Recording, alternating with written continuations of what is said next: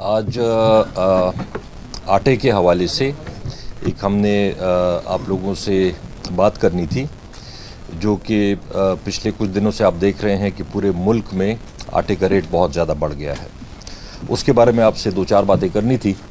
सबसे पहले मैं आपको कुछ फिगर्स बताऊंगा ताकि आपको सबको जहन में रखे रहें और आवाम को भी उसका पता चले, जो कि कुछ फैक्ट्स एंड फिगर्स हैं वो अगर आप काइंडली अपने पास नोट कर लें। सबसे पहले तो हमारे सूबे की जो रिक्वायरमेंट है आटे की, वो तकरीबन 50 लाख टन है साल की। 50 लाख टन हमारे सूबे में कंजम्पशन होती है आटे की पूरे साल की। उसमें से 13 लाख टन जो है वो हमारी अपनी गंदम की पैदावार होती है सूबे में। 50 लाख टन हमारे सूबे की रिक्वायरमेंट है पूरे साल की।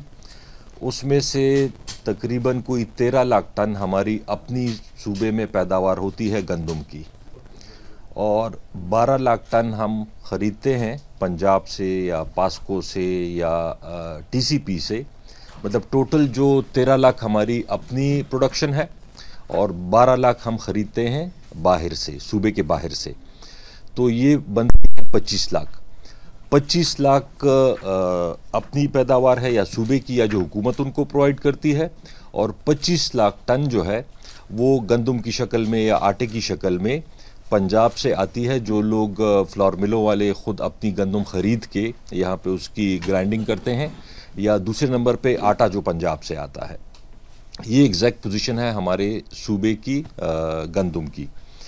ज़रूरी बात यह है कि इस वक्त हमारे पास ये सबको पता होना चाहिए, जो लोगों ने एक बनाया हुआ है कि जी स्टॉक ख़त्म हो गया है, स्टॉक नहीं है।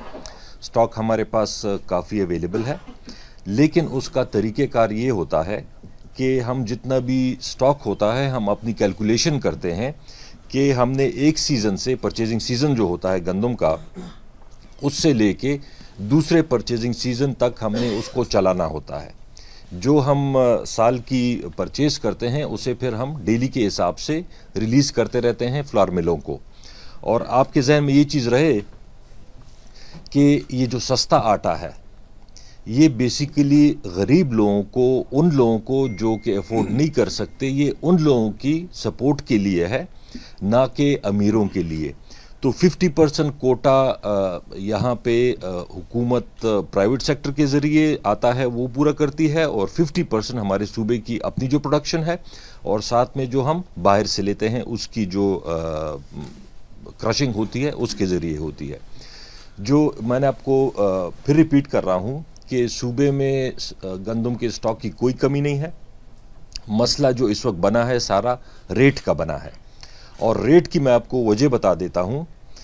पहले तो जो महंगाई है वो अगर आपने देखा होगा सिर्फ आटे में नहीं, पिछले तकरीबन साल से हर एक चीज़ में महंगाई बहुत ज़्यादा परसेंटेज से आई है। नॉर्मली तो महंगाई तकरीबन हर वक्त आती रहती है, लेकिन अगर आपने फिगर देखे हों ये कुछ महीने में 30% तक हर एक चीज़ के रेट्स बढ़े हैं।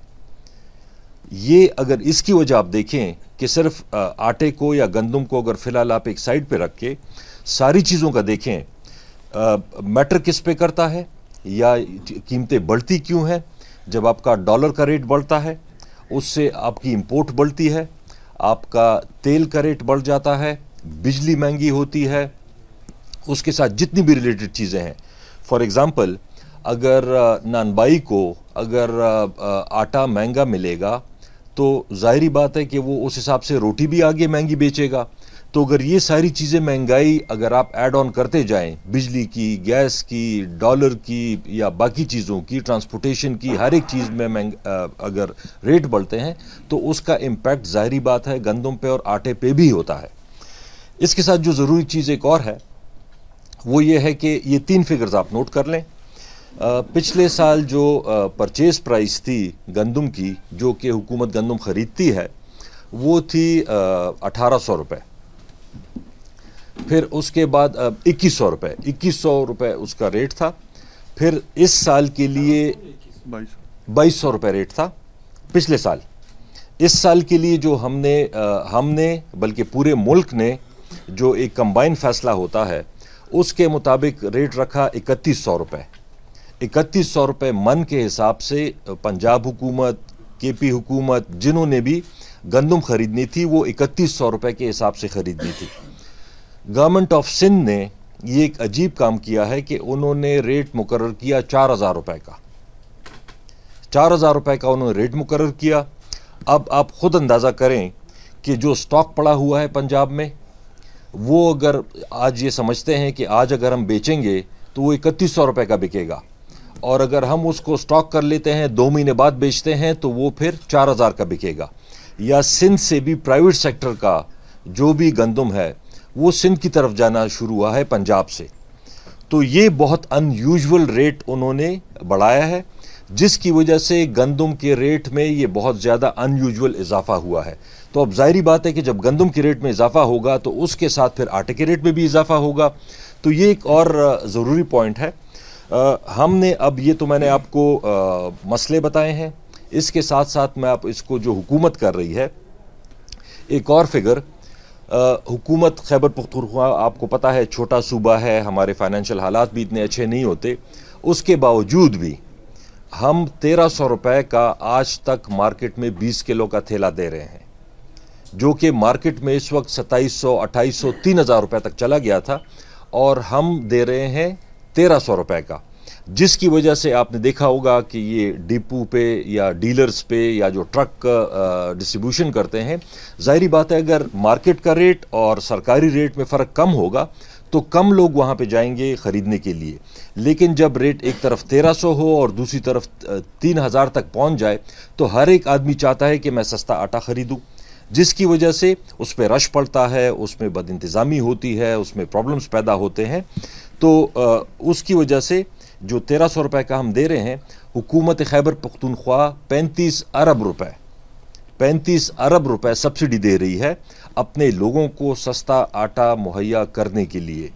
लेकिन अगर हम मज़ीद ये अगले साल या उससे अगले साल ये फ़र्क और बढ़ेगा, अगर हम रेट ना बढ़ाएं और मार्केट में रेट बढ़ता रहे तो ये रेट और बढ़ेगा। हमने ये फ़ैसला किया है, कल चीफ मिनिस्टर साहब की चेयरमैनशिप में एक मीटिंग हुई जिसमें food secretary, home secretary, police department और बाकी सारे रिलेटेड डिपार्टमेंट्स थे, जिसमें ये फ़ैसला हुआ है कि हम कल तक 5000 टन डेली की रिलीज़ कर रहे थे, 5000 टन, उसको हम आज से बढ़ा के 30% बढ़ा के हम 6500 टन डेली की रिलीज़ करेंगे इंशाल्लाह, जिसकी वजह से काफ़ी हद तक ये जो एक बहरान बना हुआ है रेट में, आप देखेंगे अगले 2-3-4 दिन में इसमें इंशाल्लाह काफ़ी हद तक कमी आ जाएगी। पंजाब ने भी वो डेली रिलीज़ करते हैं 23,000, उन्होंने 23,000 से बढ़ाकर उसको 26,000 किया है। तो उसकी वजह से भी आज मैंने सुबह देखा है कि रेट कम होना शुरू हो गया है। तो एक तो ये हमारा जो इंशाल्लाह ये आज से जो डेली रिलीज़ ज़्यादा हो जाएगी, 30% ज़्यादा हो जाएगी, जिसकी वजह से इंशाल्लाह ये रेट कम होना शुरू हो जाएगा। दूसरी बात इसके साथ रिलेटेड जो है, मैंने कल बल्कि इसके एडमिनिस्ट्रेटिव अगर देख लें तो कुछ वीडियोज़ आई हैं कि जी अफ़गानिस्तान आटा स्मगल हो रहा है, कोई ट्रेलर दिखाए गए हैं, जिसकी फिर हमने कल मालूमात की। वो वर्ल्ड फूड प्रोग्राम जो है उन्होंने पास्को से गंदम खरीदी और वो अफ़गानिस्तान भेज रहे हैं। वो गवर्नमेंट ऑफ केपी का गंदम नहीं जा रही, ना आटा जा रहा है, अफ़गानिस्तान स्मगल नहीं हो रहा, वो वर्ल्ड फूड प्रोग्राम का आटा है जो उन्होंने पास्को गंदम है जो उन्होंने ख़रीदी है पास्को से, और वो जा रही है अफ़गानिस्तान। तो वीडियो पे किसी ने देखा है, अब उसमें ये तो पता नहीं चल रहा कि किसकी गंदम है, लेकिन उसको ये पेश किया जा रहा है कि जी ये आटा स्मगल हो रहा है अफ़गानिस्तान। कल चीफ मिनिस्टर साहब ने सख्त इंस्ट्रक्शंस दी हैं होम डिपार्टमेंट को, डिप्टी कमिश्नर्स को, कि आप मेक श्योर करें कि बिल्कुल आटा जब तक हमारे सूबे के लोगों को पूरा नहीं होता उस वक्त तक अफ़गानिस्तान ना जाए। इस पे मज़ीद सख्ती करेंगे इंशाल्लाह। इसके अलावा जो एडमिनिस्ट्रेटिव तरीके से उसको कंट्रोल करना है, जितने भी डीलर्स हैं कल ये इंस्ट्रक्शंस इशू हो गई हैं होम डिपार्टमेंट को और सारे डिप्टी कमिश्नर्स को कि जितने भी डीलर्स हैं उसमें से भी ये शिकायत आ रही है कि उसमें से भी लोग कंट्रोल प्राइस पे नहीं दे रहे हैं, सरकारी प्राइस पे नहीं दे रहे हैं, या कुछ ऐसे लोग हैं जिनका एक्चुअल वो डीलर्स नहीं है लेकिन किसी वजह से उन्होंने डीलरशिप ले ली है। तो पूरे सूबे में इंशाल्लाह आज से उसकी दोबारा से स्क्रूटनी शुरू होगी और जो भी उसमें इस तरह के लोग हैं जो कि आटा डीलर्स नहीं हैं या कि जो महंगा बेचते हैं, उसको फौरन उसी दिन उनकी डीलरशिप कैंसिल की जाएगी। इसके अलावा हम एक आईटी डिपार्टमेंट ने एक ऐप बनाया है जो कल या परसों तैयार हो गया है, लेकिन कल या परसों में इंशाल्लाह वो लॉन्च हो जाएगा। जितने भी डीलर्स हैं वो उस ऐप में रजिस्टर होंगे।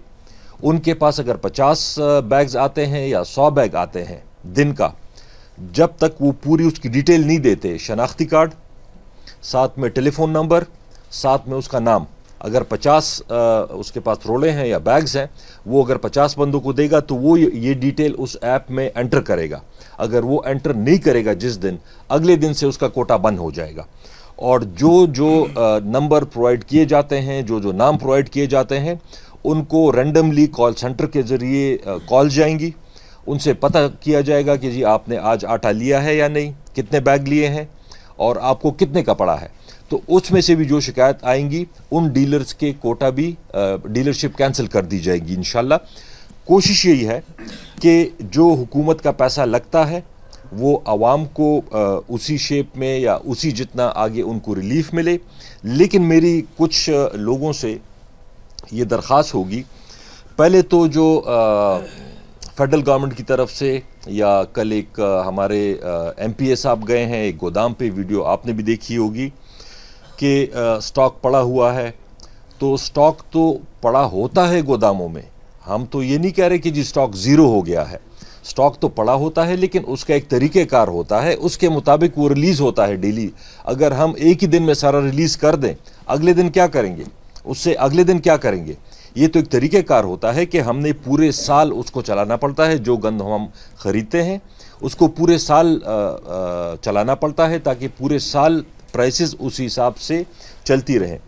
MPA साहब गए हैं कि जी ये देखें, बहरहाल उन्होंने जो ज़ुबान इस्तेमाल की वहाँ पे, ज़ेब नहीं देती किसी को भी, गालियाँ देने से किसी गरीब को एक बोरी आटे की नहीं मिलेगी। अगर गालियाँ देने से कोई फ़ायदा होता है तो बेशक वो दे दें, लेकिन गालियाँ देने से और इस तरह के हरकतें करने से कोई फ़ायदा नहीं होगा, नुकसान होगा। खामखा लोगों में एक खौफ पैदा होता है, उससे और रेट ऊपर जाता है। मैं उनसे ये रिक्वेस्ट करूँगा सॉरी, उन MPA साहब से कि आप PMLN से आपका ताल्लुक़ है। शहबाज शरीफ साहब पिछले दिनों आए थे और उन्होंने कहा था कि जी मैं अपने कपड़े बेच के भी खैबर पख्तूनख्वा के लोगों को सस्ता आटा प्रोवाइड करूंगा। और आटे की पोजीशन आपने देख ली है कि उसका रेट कहाँ पे चला गया है।